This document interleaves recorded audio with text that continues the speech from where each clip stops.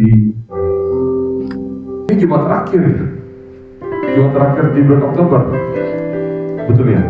Berarti udah 2024 ini sudah tinggal menghitung bulan, tinggal 2 bulan lagi. Berasa baru kemarin kita Natalan di Bogasari, sekarang udah mau Natalan lagi. Saya undang bangkit berdiri, kita akan bernyanyi kata suci.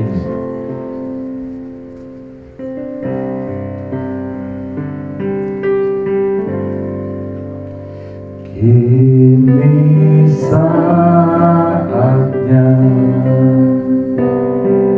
berdiri di altarnya, sebab Allah Maha Kudus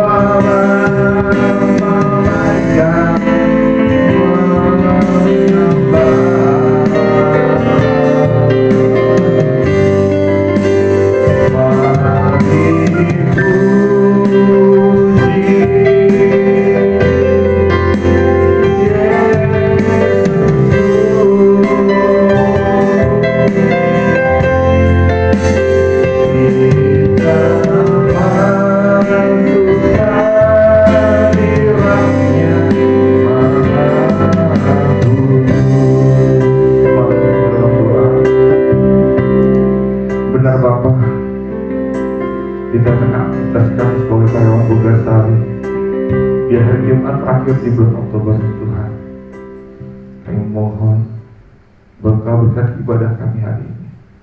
Engkau berkati setiap kami yang hadir maupun yang belum hadir.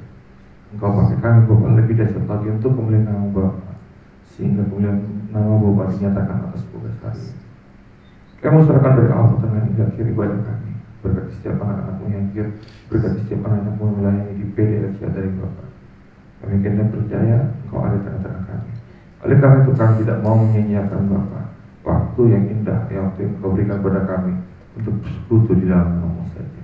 Terima kasih Bapa surga, biarlah kehendak-Mu nyata atas hidup kami. Kami rasa doa kami dan sempurna ini hanya melalui anak-Mu Yesus Kristus, ya Tuhan dan Juru Selamat kami, dan kami bersyukur. Amin. Oke, silakan duduk.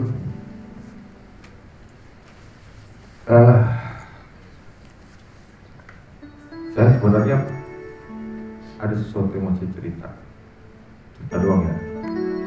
Kemarin saya tanya, Fani mana Fani? Saya dia cuti. Sibuk, wah tahu gitu saya juga sibuk. Saya tanya Fani ya, tema kita minggu ini apa? Ditegur dan dihajar. Saya bingung lagu apa yang cocok. Saya selalu gitu Bu, teman-teman ya. Kalau mau nyebut dipuja, saya tanya dulu temanya hari ini apa. Ditegur dan dihajar. Saya bingung, saya cari. Tadi saya pengen lagu The Goodness of God. Waktunya panjang. Terus saya tadi sebelumnya apa Pras? Walau seribu rebah. Akhirnya saya lari ya. Apa namanya? Tolak apa? Ternyata walaupun nyambung gak nyambung, mau dihajar bagaimanapun, ditegur bagaimanapun, harapan kita cuma Tuhan Yesus. Jadi saya gimana ya? Saya selalu bilang saya adalah makhluk berdosa. Saya selalu bilang saya adalah manusia yang tidak layak di hadapan Tuhan. Jujur aja. Kalau saya lihat kehidupan saya sepanjang sampai seumur ini, seberapa banyak saya mungkin dosa saya paling banyak sama Tuhan. Hari ini berdosa, besok lakukan lagi, malah bertobat Tuhan. Disiplin saya baca Alkitab harusnya 1 tahun itu selesai saya dari Kejadian sampai Wahyu. Ya, 1 tahun 365 hari. Tapi saya udah part kedua ya, bukan menyombongkan diri. Buku udah part kedua, saya baca baru sampai di Imamat. Biasanya saya tahun lalu itu 1,5 tahun. 1,5 tahun baca Alkitab. Ternyata buat saya pribadi sia-sia baca Alkitab itu. Ketika kita masih mengandung ketika kita masih berpengharapan kepada manusia, useless. Saya selalu kalau hari Jumat seperti hari ini, kita ada namanya orang Batak di HKI kami ada namanya sermon. Jadi sebelum pelayanan hari Jumat kita ada namanya sermon. Sermon itu persiapan pelayanan. Pendeta saya selalu bilang, Anda Alkitab hafal 1 buku tapi tidak dilakukan apa yang di dalam Alkitab, percuma. Anda seperti tetangga sebelah. 1 kitab 30 juz bisa hafal mereka di luar kepala, tapi apa yang dilakukan masih mereka masih banyak yang menyembah Tuhan, bukan Tuhan selain Tuhan Yesus. Percuma, useless. Sedangkan Alkitab mengatakan, dibilang kasih Tuhan kuberikan itu bukan hasil pokok perjuangan, bukan hasil kerja kerasmu. Jangan ada mengagapkan diri, itu kuberikan secara cuma-cuma. Seperti itu. Jadi lagu ini mengajarkan kita bahwa Tuhan Yesus sumber pengharapan kita. Mau dihajar, mau digubuk sama Tuhan, terserah. Ayo Bang, bisa kita nyanyikan lagu ini.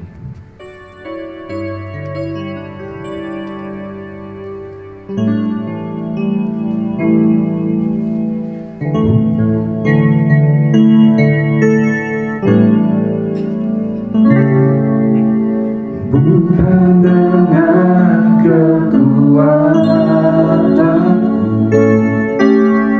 ku dapat jalani hidupku,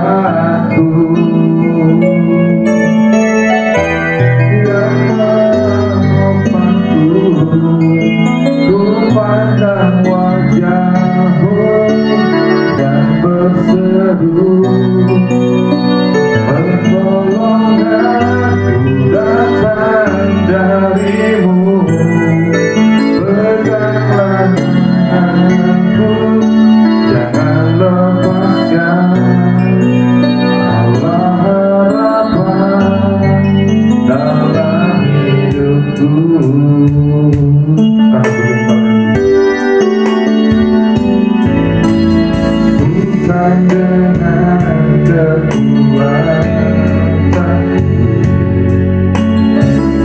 dapat jalani hidupku tanpa Tuhan yang bisa.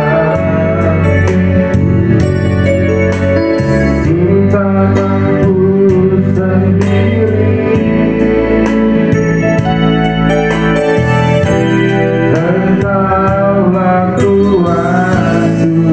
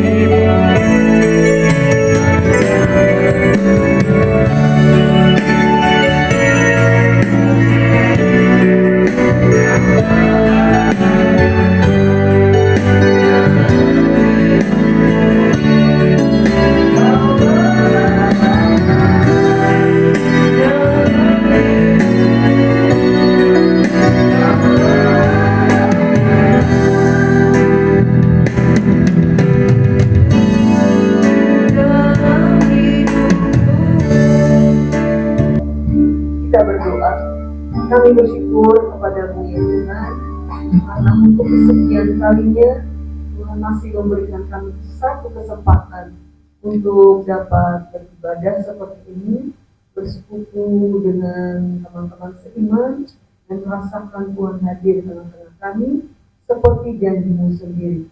Sekarang tiba waktunya kami mau mendengarkan firman-Mu ya Tuhan.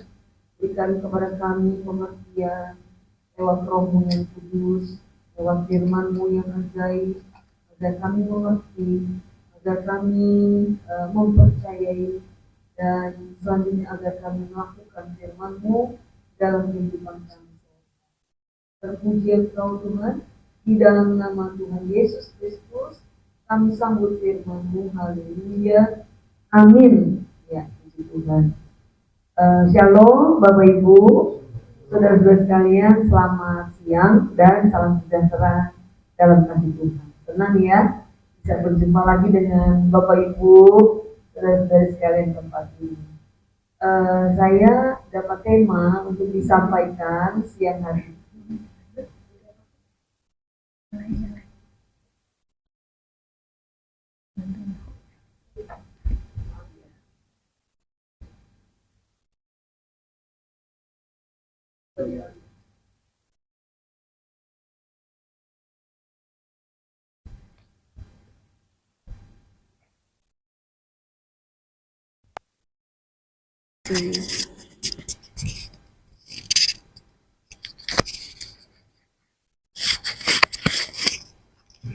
Oke. Temanya seperti yang Bapak tadi sebutkan ya. Jadi bukan cuma Bapak saja yang dapat tema, saya juga dapat tema ya. Jadi kalau Bapak sibuk cari lagunya, nah saya harus sibuk cari bahan firman Tuhan yang mau disampaikan sama-sama ya Pak. Terima kasih. Judulnya siap ditegur dan dihajar gitu ya Pak ya. Nah, sejujurnya nih, saudara lebih senang ditegur apa menegur? Jujur ya, jujur senangnya negur ya. Kayaknya gimana gitu ya, merasa wah gitu ya. Tapi kalau ditegur merasa juga ya, merasa gak enak gitu ya. Nah, saudara dikasih oleh Tuhan, tegur atau menegur di sini bukan menyapa ya, bukan ya. Halo Pak Raymond gitu, itu menyapa ya. Tapi menegur hubungannya dengan dihajar itu ya. Jadi siap ditegur dan dihajar. Kita baca dulu ya ayatnya dari Amsal 12 ayat 1. Saya harap setiap ada pembacaan ayat kita baca semuanya bersama-sama ya. Karena saya tadi nyanyi juga bersama-sama Kak. Saya ikut nyanyi loh. Ya jadi sama-sama. Mari 2, 3. Siapa mencintai didikan, mencintai pengetahuan. Tapi siapa membenci teguran adalah dungu. Sinonimnya apa?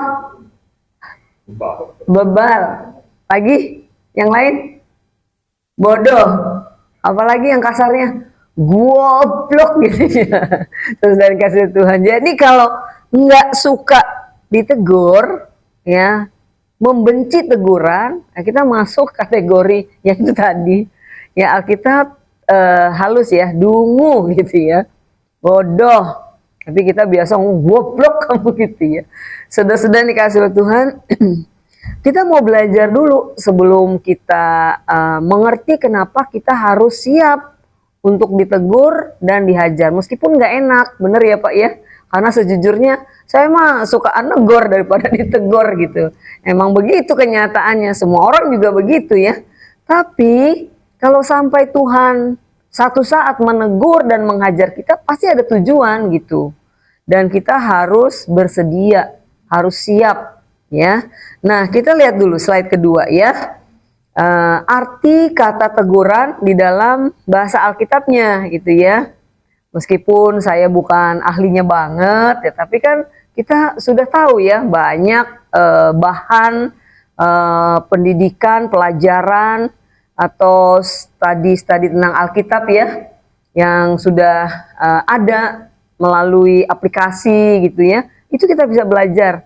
Kalau dulu mau ngomong harus sekolah Alkitab gitu ya, sekolah teologi ya. Kalau sekarang mah asal kitanya mau tekun aja gitu ya, sumber-sumber tuh banyak sekali. Saudara dikasih oleh Tuhan, yang pertama kita belajar tentang teguran dulu ya. Dalam bahasa Ibraninya berarti perjanjian lama. Itu memakai kata mus'ar. Artinya disiplin atau koreksi moral yang bertujuan untuk membawa seseorang kepada pertobatan dan pembentukan karakter. Ya. Ayatnya kita baca Amsal 3 ayat 11 sampai 12. Sama-sama ya. 2, 3. Hai anakku, janganlah engkau menolak didikan. Ya, itu musar itu ya, didikan situ. Kemudian, dan janganlah engkau bosan akan peringatannya. Karena Tuhan memberi ajaran kepada yang dikasihinya, seperti seorang ayah kepada anak yang disayangi. Itu teguran dalam perjanjian lama, pakai kata musar itu. Kemudian teguran dalam perjanjian baru, pakai bahasa Yunani ya, itu elencos gitu ya. Saudara, artinya juga koreksi terhadap kesalahan. Nah ayatnya dari 2 Timotius 3 ayat 16, sama-sama kita baca ya. 2, 3. Segala tulisan yang diilhamkan Allah memang bermanfaat untuk mengajar, untuk menyatakan kesalahan. Nah menyatakan kesalahan di sini elencos itu ya, untuk memperbaiki kelakuan dan untuk mendidik orang dalam kebenaran. Jadi kata teguran di sini udah kita mengerti ya, baik dari perjanjian lama maupun perjanjian baru begitu. Kemudian sekarang soal hajaran ya. Kita belajar lagi dari perjanjian lama dan perjanjian baru. Dari perjanjian lama dulu, kata hajaran itu berasal dari bahasa Ibrani dengan kata yasar, artinya menghajar, yakni mendisiplinkan atau menghukum, tapi dengan tujuan. Tujuannya apa? Memperbaiki dan mendidik. Jadi bukan hanya sekedar memberi hukuman, ya. Nah, tapi ada unsur pendidikan di dalamnya, ada tujuan di balik hukuman yang diberikan, gitu ya. Ayatnya kita baca dari Mazmur 94 ayat 12. Sama-sama ya, 2, 3. Berbahagialah orang yang kau hajar, yang kau yatsar itu ya. Ya Tuhan, dan yang kau ajari dari Tauratmu. Jadi kalau dihajar itu harusnya berbahagia gitu ya. Karena di balik semua itu nanti kita rangkum semuanya bahwa ternyata Tuhan itu baik gitu. Ya, kalau sampai dia menghajar kita, itu karena Tuhan baik. Ya, kemudian yang berikutnya hajaran dalam perjanjian baru. Ya, memakai bahasa Yunani itu dari kata paideia. Ya, artinya disiplin, pendidikan atau hajaran dan tindakan pembentukan yang bertujuan untuk mendidik dan membentuk karakter melalui proses yang kadang menyakitkan tetapi penting. Ayatnya kita baca dari Ibrani 12 ayat 5 sampai 6. 2, 3. Dan sudah lupakah kamu akan nasihat yang berbicara kepada kamu seperti kepada anak-anak? Hai anakku, janganlah anggap enteng didikan atau paideia itu, ya, didikan Tuhan. Dan janganlah putus asa apabila engkau diperingatkannya, karena Tuhan menghajar. Tuhan berikan paideia orang yang dikasihinya, dan ia menyesah orang yang diakuinya sebagai anak. Ya, jangan bingung, jangan pusing, jangan tujuh keliling Bapak Ibu, saudara-saudari ya. Ini bukan kelas teologi ya juga, ya kan? Jadi nggak akan keluar di ujian Bapak Ibu ya, nggak akan ada ulangannya. Saya memberitakan ini juga bukan sok-sokan, wah pakai bahasa-bahasa asing segala gitu ya. Orang kita orang Indonesia, enggak Bapak Ibu, agar kita makin mengerti. Ya dari sini nanti saya baru bisa membahas berikutnya gitu. Yang penting kita udah persamakan persepsi bahwa nih kata teguran dan hajaran itu maksudnya ini loh, begitu ya. Nah saya simpulkan di slide yang berikutnya. Jadi dari 4 pembahasan tadi, yang namanya teguran itu biasanya dalam bentuk perkataan, betul ya. Nah kemudian kalau hajaran itu dalam bentuk tindakan, sesuatu yang dilakukan gitu ya, bukan perkataan lagi. Nah dari kedua kata ini ternyata sama, memiliki kesamaan maksud atau tujuan. Makanya betul Bapak memberikan tema ini, ya kan, kita harus siap ditegur dan dihajar. Biasanya orang kalau mendidik itu nggak langsung menghajar, tapi apa dulu? Menegur gitu kan ya. Kalau sudah bisa ditegur, ya udah nggak perlu dihajar, betul ya. Orang dihajar itu kalau berkali-kali ditegur nggak mempan, nggak bisa, maka dihajar. Saudara-saudara dikasih oleh Tuhan, tapi dari kedua kata ini ada satu sebagai intinya ya, saudara-saudara, untuk menunjukkan betapa kita ini memang perlu untuk ditegur dan dihajar. Dari keempat definisi tadi, kita menarik sebuah kebenaran bahwa kenapa Tuhan harus menegur dan menghajar, itu karena kita ini salah. Ada sesuatu yang tidak benar di dalam diri kita, yang kita pikirkan, yang kita katakan atau yang kita lakukan tidak sesuai dengan kehendak Tuhan. Jadi istilahnya melenceng gitu. Kan Bapak tadi udah bersaksi di sini ya. Nah, baca, ngerti perintah Tuhan. Tapi ya itu kita tidak melakukan seperti perintah Tuhan, berarti kita melenceng. Di situ kita perlu ditegur. Di situ kalau nggak bisa ditegur, kita perlu dihajar. Supaya apa? Supaya kembali kepada jalan yang benar. Supaya kita kembali kepada jalan yang sesuai dengan kehendak Tuhan. Ini lain konteks nih ya, berikutnya ya. Jadi kalau kita salah emang harus siap ditegur ya. Siap ditegur, siap diajar. Tapi ada juga, ini khotbah yang lain nih Pak. Ya, saya nggak tahu nanti berseri kali ya gitu ya. Karena nggak mungkin dibahas di sini karena tidak sesuai tema. Kadang-kadang ada orang yang udah bener loh. Hidupnya udah sesuai dengan kehendak Tuhan. Tapi harus mengalami hal-hal yang menyakitkan dalam hidupnya. Nah itu konteksnya lain lagi. Itu ada khotbah tersendiri. Yakni jika Tuhan izinkan masalah terjadi. ada maksudnya lagi. Paham ya Bapak Ibu saudara kasih. Tapi saya nggak gabungkan jadi dua. Kita khusus membahas soal kalau kita ditegur dan dihajar oleh Tuhan, itu pasti karena kita ada salah. Meskipun kitanya nggak melihat kesalahan itu, meskipun kita nggak menyadari kesalahan itu, tapi Tuhan tahu ada yang salah di dalam diri kita. Jadi kita harus siap untuk ditegur dan dihajar. Nah, biasanya teguran atau hajaran yang dilakukan oleh Tuhan itu tidak sembarangan. Yang pertama adalah selalu atas dasar kasih. Karena Tuhan sayang sama kita. Karena Tuhan begitu mengasihi kita. Saya percaya ya Bapak Ibu di sini yang punya anak, punya keponakan atau punya cucu, nggak mau ya anak-anak tersebut masuk ke dalam bahaya gara-gara melakukan kesalahan. Betul ya? Nah, kita jaga jangan sampai mereka ini masuk terjerumus ke dalam hal yang berbahaya. Tapi kemudian nggak dengerin kita misalnya. Dia tetap aja lakukan sesuatu yang berbahaya itu. Maka kita wajib menegur. Betul ya? Saudara dikasihi oleh Tuhan, kita wajib menegur. Berkali-kali ditegur, masih lakukan. Ya mau nggak mau, terpaksa. Masa kita diamin aja? Anak-anak kita, cucu, keponakan yang melakukan kesalahan fatal yang membahayakan dirinya. Tuhan lebih tahu dibandingkan kita yang orang tua.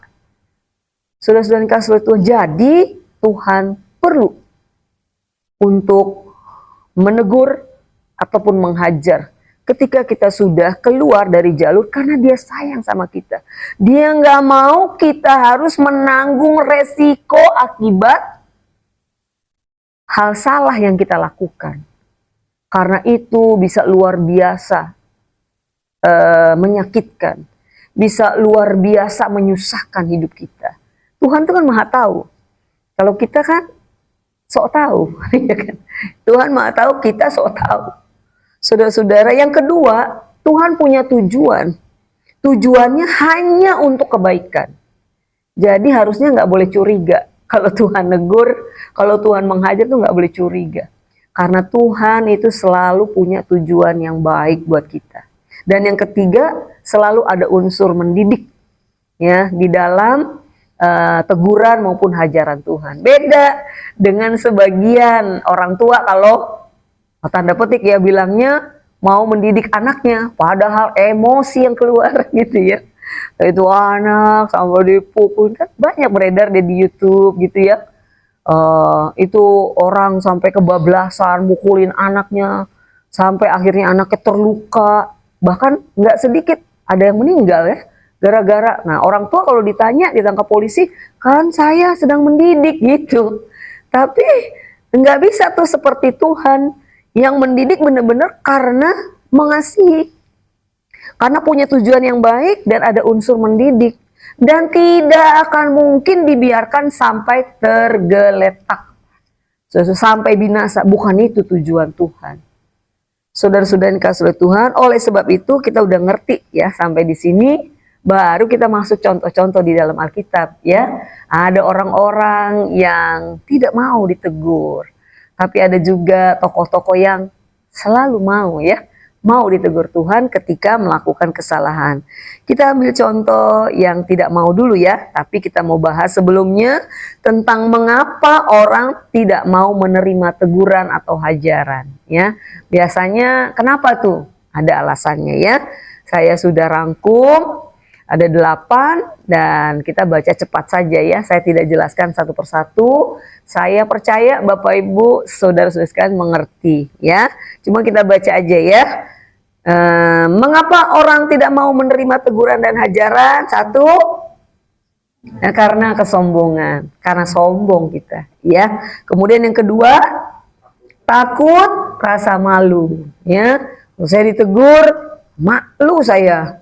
Apalagi negurnya bukan 4 mata gitu ya. Negurnya di depan orang banyak. Nah, itu biasanya kalau antar manusia. Saudara-saudara dikasihi oleh Tuhan, kalau diperlihatkan kesalahan kan suka malu, ya kan? Nah, karena takut rasa malu itu, makanya nggak mau ditegur. Merasa diri benar. Itu selalu berkaitan 1-8. Yang ketiga, ketidaknyamanan. Yang keempat, karena tidak mengerti tujuannya. Untung saya udah kasih tahu dulu ya tujuannya di depan tadi, bahwa kalau Tuhan melakukan itu, menegurkah, menghajarkah, itu karena Tuhan punya tujuan, dan tujuannya itu adalah untuk kebaikan kita. Selalu untuk kebaikan kita. Kemudian yang kelima, takut perubahan. Udah seneng begitu, gitu kan, ada orang yang susah gitu ya. Udah nyaman begitu, saya emang udah dari sononya gitu ya. Bahasanya Bang Dul ya. Saya udah dari sononya begitu. Ya nggak usah berubah lagi, karena enak juga sih kalau nggak berubah. Ya saya seneng gitu di tempat itu. Misalnya, saudara-saudara takut terhadap perubahan. Tuh kalau saya dengerin teguran Tuhan, saya harus keluar dari sini, dan itu nggak nyaman gitu, nggak enak. Itu yang ditakutkan. Kemudian yang keenam, takut kehilangan kendali. Yang ketujuh, merasa tidak dihargai. Kalau saya ditegur, dihajar, ya apalagi saya pendeta gitu misalnya ya. Terus ditegur Tuhan, ya kan, melalui hamba Tuhan yang lain misalnya. Muka saya mau taruh di mana ini gitu ya. Maka sedapat-dapatnya, disembunyikan. Nggak ada yang tahu gitu ya kesalahan. Misalnya nih saya aja ya, seorang pendeta. Tapi orang rumah saya kan tahu siapa saya, bener ya? Bapak Ibu nggak tahu apa yang ada pada saya, apa yang saya lakukan. Tapi orang rumah saya tahu. Satu saat Tuhan bisa pakai orang rumah saya untuk membongkar siapa saya, bisa. Saudara, terus muka saya mau taruh di mana? Baru bilang begitu, ya. Kemudian yang kedelapan, merasa diri sudah benar. Nah, ini paling susah ini. Kalau udah merasa diri benar, ya udah susah. Mau diapa-apain juga susah. Ditegur nggak bisa, dihajar pun mungkin nggak bisa. Karena merasa diri benar. Saudara dikasih oleh Tuhan, kita lihat contohnya ya. Contoh yang pertama, orang yang tidak mau ditegur adalah Saul. Saul tidak mau menerima teguran dan hajaran. Kita baca bersama-sama ya. 1 Samuel 15 ayat 18 sampai 21. Kita bagi dua ya. Saya mulai ayat yang genap, nanti Bapak Ibu, saudara-saudari baca ayat yang ganjil. Begitu seterusnya. Demikian firman Tuhan. Tuhan telah menyuruh engkau pergi dengan pesan, pergilah, tumpaslah orang-orang berdosa itu, yakni orang Amalek. Berperanglah melawan mereka sampai engkau membinasakan mereka.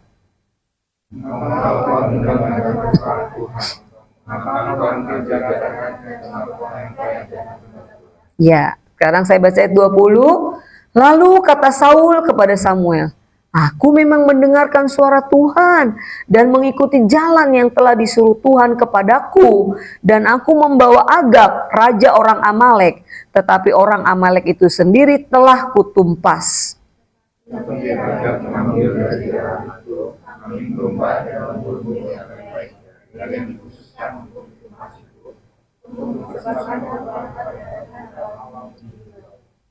Ya, saudara yang dikasih oleh Tuhan, coba perhatikan.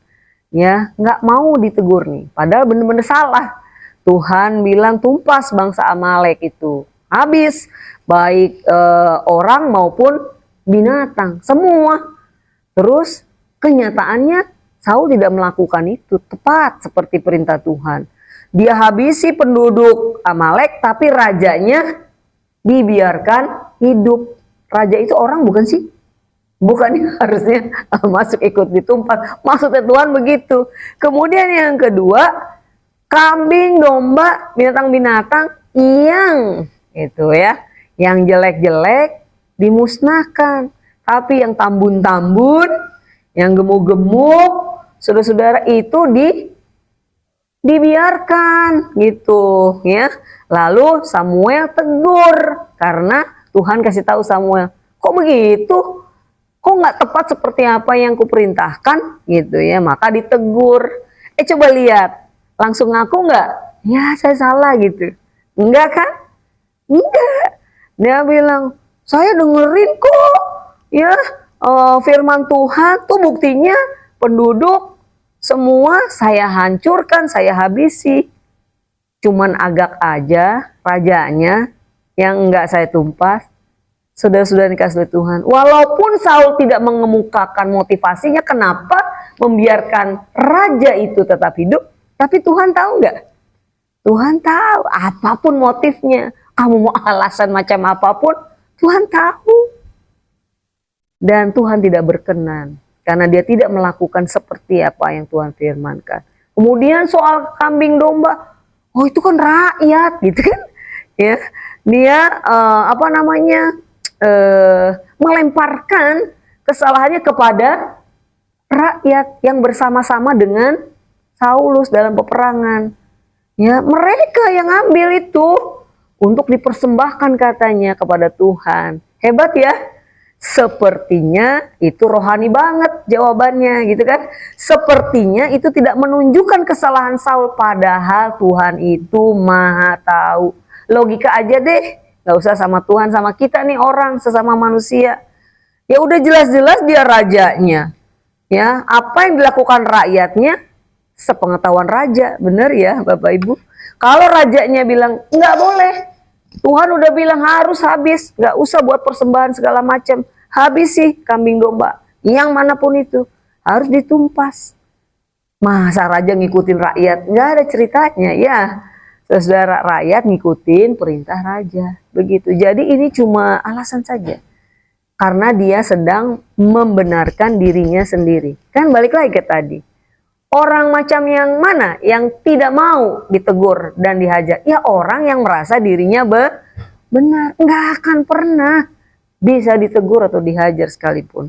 Saudara-saudara yang dikasihi Tuhan, akibatnya kita lihat ya, 1 Samuel 15 ayat 26 sama-sama, 2, 3. Tetapi jawab Samuel kepada Saul, aku tidak akan kembali bersama-sama dengan engkau, sebab engkau telah menolak firman Tuhan. Sebab itu Tuhan telah menolak engkau sebagai raja atas Israel. Akibatnya sungguh luar biasa. Orang-orang yang tidak mau ditegur, tidak mau dihajar, akan menghadapi resiko. Saudara-saudara, kalau tadi Saul benar-benar dicabut, ya kan, tahtanya.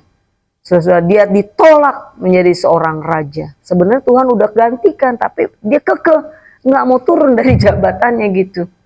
Saudara-saudara, sampai akhirnya dia mati dalam peperangan.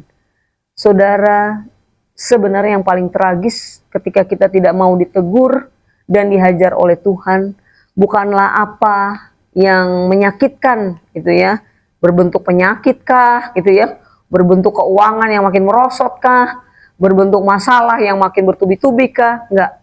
Yang paling utama adalah kita tidak punya kesempatan lagi untuk menjadi orang-orang yang semakin dekat dengan Tuhan. Betul? Karena ditolak oleh Tuhan. Itu yang paling menyengsarakan hidup beneran Bapak Ibu. Ya. Saya kasih tahu sama Bapak Ibu. Kesempatan untuk bisa berada dalam hadirat Tuhan itu adalah berkat yang luar biasa dibandingkan apapun yang ada di dalam dunia ini. Kemudian kita lihat yang berikutnya ya. Bagaimana sikap yang benar saat menerima teguran dan hajaran. Ini juga kita baca saja ya Bapak Ibu. Yang pertama, kita harus rendah hati. Yang kedua, selalu mau belajar. Jadi belajar yang baik pastinya ya. Yang ketiga, percayalah kepada kasih Tuhan. Jangan curigaan gitu ya. Tuhan begini nih, Tuhan gak sayang sama aku. Tuhan kejam. Enggak. Tuhan itu sangat sayang sama kita. Ya, dia selalu memikirkan kita. Yang keempat, menyadari keterbatasan diri kita. Yang kelima, terbukalah untuk nasihat, bahkan kritik. Dan yang keenam, bersedia untuk berubah. Nah saudara-saudara, inilah sikap yang benar ketika Tuhan menunjukkan kita ini salah. Makanya dia tegur, makanya dia hajar kita. Sehingga kita tidak perlu mengalami resiko akibat ketidakmauan kita untuk ditegur atau dihajar oleh Tuhan. Lebih sengsara Bapak Ibu, beneran ya. Oleh sebab itu kita mau belajar yang terakhir dari seorang tokoh yang saya janjikan tadi, yang mau ya menerima teguran dan hajaran. Lanjut saja ya. Kita baca 2 Samuel 12 ayat sini ayat 9 ya. Ayat 8 kali di Alkitab Bapak Ibu ya. Saya salah tulis ini ya. Kita baca sama-sama ya. 2, 3. Mengapa engkau menghina Tuhan dengan melakukan apa yang jahat di matanya? Uria orang Het itu kau biarkan ditewaskan dengan pedang. Istrinya kau ambil menjadi istrimu. Dan dia sendiri telah kau biarkan dibunuh oleh pedang Bani Amon. Ayat selanjutnya. Lalu berkatalah Daud kepada Nathan, aku sudah berdosa kepada Tuhan. Dan Nathan berkata kepada Daud, Tuhan telah menjauhkan dosamu itu, engkau tidak akan mati. Walaupun demikian, karena engkau dengan perbuatan ini telah sangat menista Tuhan, pastilah anak yang lahir bagimu itu akan mati. Saudara, kasusnya adalah ketika Daud berzina dengan Batseba dan membunuh suaminya Batseba hanya supaya Batseba bisa dijadikan istri. Meskipun bukan dengan tangan Daud secara langsung, tapi Daud memakai kejadian, peristiwa, kondisi, dan orang-orang. Bahkan musuhnya Daud dipakai tangannya untuk membunuh Uria. Tapi rencananya itu sudah disusun oleh Daud. Saudara-saudara, orang lain nggak tahu. Uria nggak tahu. Pembantu-pembantunya Daud nggak tahu. Tapi Tuhan tahu nggak? Tahu Bapak Ibu, nggak ada dosa sekecil apapun yang Tuhan tidak tahu. Tidak ada dosa sekecil apapun yang bisa kita sembunyikan dari Tuhan. Nggak ada. Tapi ingat baik-baik, tidak ada dosa sebesar apapun yang Tuhan tidak bisa ampuni. Itulah keadilan Tuhan. Amin Bapak Ibu. Makanya nggak usah sembunyikan dosa. Kalau ditegur ya oke. Daud siap ditegur. Dia berkata, aduh saya berdosa. Dia nggak Bapak Ibu gitu ya, nggak beralasan ini beralasan itu, tidak. Dia langsung minta ampun kepada Tuhan. Saudara-saudara, meskipun ya untuk itu ada dong tanggung jawab akibat dosa. Tuhan mengampuni dosa, tapi akibat dari dosa yang kita lakukan harus selalu ditanggung oleh kita. Salah satunya adalah ketika dari hasil perzinahan itu lahirlah seorang anak. Anak itu akhirnya mati. Jelas-jelas dikatakan oleh Tuhan. Karena Tuhan harus menghajar Daud. Amin. Tapi gak berhenti di situ. Karena Daud berbeda dengan Saul. Daud siap mengakui kesalahannya dan minta ampun kepada Tuhan. Maka kita lihat akibatnya ya. Kita lihat sama-sama 2 Samuel 12 ayat 24 dan 25. Luar biasa Bapak Ibu. Hidupnya dipulihkan. Ya, masa depannya diberkati oleh Tuhan. Luar biasa. Sama-sama ya 2, 3. Kemudian Daud menghibur hati Batseba. Setelah ada pengakuan dosa ya. Ada rekonsiliasi gitu ya dengan Tuhan. Istrinya ia menghampiri perempuan itu dan tidur dengan dia, dan perempuan itu melahirkan seorang anak laki-laki yang lain. Tadi meninggal ya Bapak Ibu. Lalu Daud memberi nama Salomo kepada anak itu. Tuhan mengasihi anak itu, dan dengan perantaraan Nabi Nathan ia menyuruh menamakan anak itu Yedija oleh karena Tuhan. Sudah dikasih oleh Tuhan, pemulihan terjadi ketika kita siap ditegur, ketika kita siap diajar oleh Tuhan, karena kita salah. Karena kita salah. Supaya kita kembali ke jalan yang benar. Kembali kepada apa yang Tuhan mau. Kembali kepada tracknya. Bapak Ibu, sudah dikasih oleh Tuhan, akibatnya sangat bertolak belakang kan? Sangat bertolak belakang. Nah sekarang keputusan ada di tangan saya dan tangan Bapak Ibu, saudara-saudara sekalian. Ketika kita salah, daripada ngumpetin kesalahan kita, daripada kita melemparkannya kepada orang lain sebagai alasan, terus tidak mau mengakui, nggak mau ditegur, nggak mau dihajar, lebih baik kita menyerahkan diri ke dalam tangan Tuhan. Silahkan Tuhan, karena memang saya salah, gitu ya, supaya kita mendapatkan pemulihan. Kita masuk dalam kesimpulan khotbah ini. Kita baca bersama-sama ya Bapak Ibu. 2, 3. Dibutuhkan hati yang rendah untuk bisa memahami maksud Allah saat kita menerima teguran dan hajaran. Semua dilakukan oleh Tuhan, bukan sebagai hukuman yang tak berbelas kasihan, namun agar kita menjadi pribadi yang bersinar dan hanya melakukan apa yang benar. Amin Bapak Ibu. Puji Tuhan. Jangan-jangan firman Tuhan hari ini teguran buat kita ya. Nah sekarang mau nggak kita ditegur? Kalau mau, kita akan lihat Tuhan akan memulihkan kehidupan kita. Itu janji Tuhan. Amin buat firman Tuhan. Mari kita datang kepada Tuhan.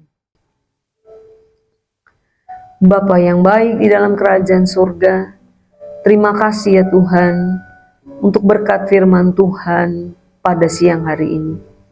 Terima kasih Tuhan selalu menegur saat kami salah. Itu bukan karena Tuhan kejam, bukan karena Tuhan jahat, tapi karena Tuhan sayang kepada kami. Tuhan tidak mau kami harus menghadapi resiko akibat dari kesalahan kami yang tidak diselesaikan. Itu pasti akan menyengsarakan kami. Itu pasti akan menyusahkan kami. Dan tentu saja itu pasti akan membuat Tuhan sedih. Terima kasih Tuhan, terima kasih, terima kasih. Tuhan berikan kepada kami hati yang rendah, yang mau dan selalu siap untuk ditegur, untuk dihajar bahkan Tuhan. Kalau kami ini bandel, kalau kami ini bebal Tuhan, supaya kami boleh mengalami pembaharuan hidup. Terima kasih Bapa, supaya kami boleh menjadi pribadi yang sesuai dengan rencana Allah bagi hidup kami. Berkati kami sekalian Tuhan, di dalam nama Tuhan Yesus Kristus kami berdoa. Amin. Terima kasih, Tuhan memberkati kita.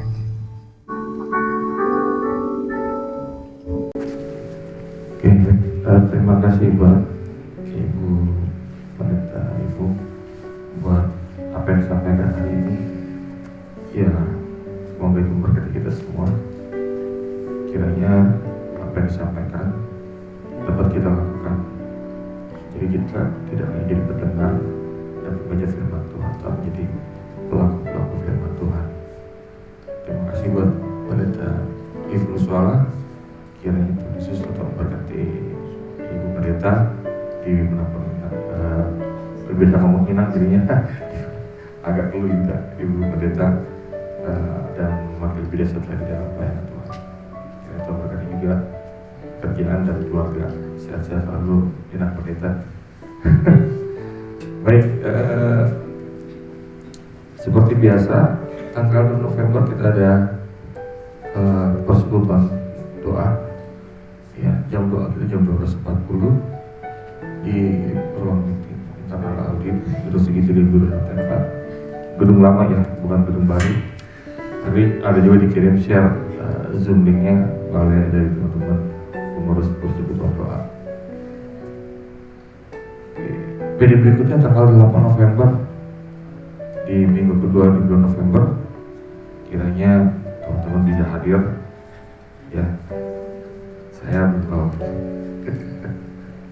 kita terus hadir pada saat temanya kebenaran atau pembenaran oleh Pendeta Jimmy Stion. Oke, terus lagi. Oke, baik, terima kasih teman-teman buat pertemuan hari ini. Kiranya dari kita semua bersama nanti pada saat kita pulang, teman-teman bisa bangkit berdiri, kita akan tutup dalam doa berkat yang akan diberikan oleh Ibu Pendeta.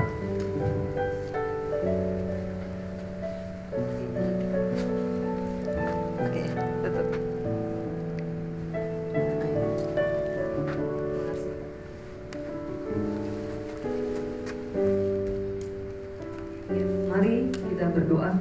Sekali lagi Tuhan, kami bersyukur kepadamu buat kesempatan yang indah ini. Terima kasih Tuhan, apapun yang kau lakukan itu selalu baik buat kami, termasuk memberikan kami kesempatan seperti siang ini.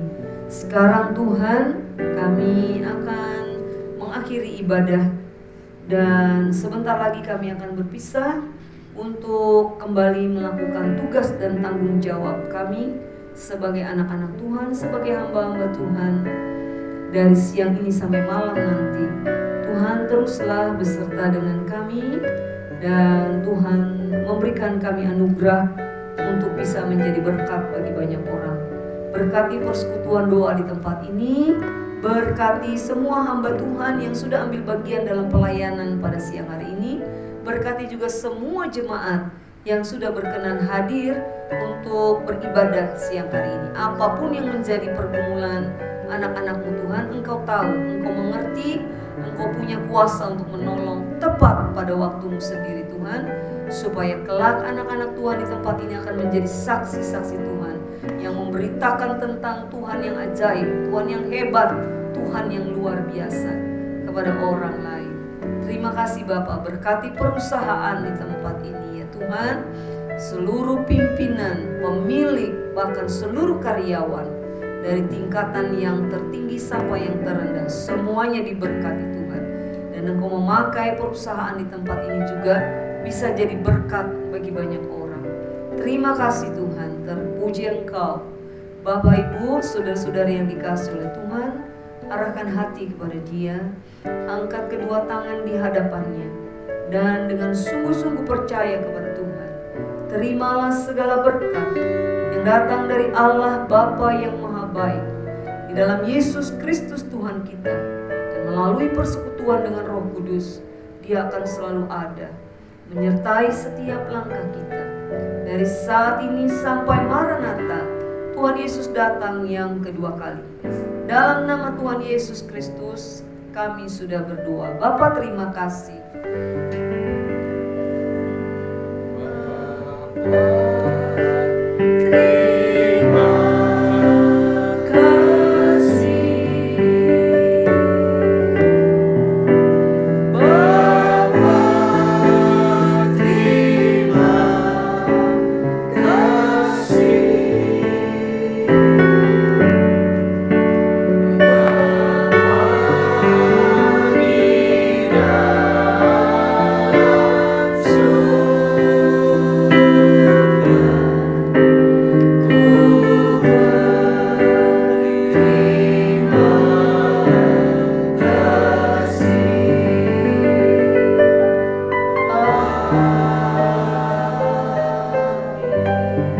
Amin. Ibadah telah selesai. Tuhan memberkati kita.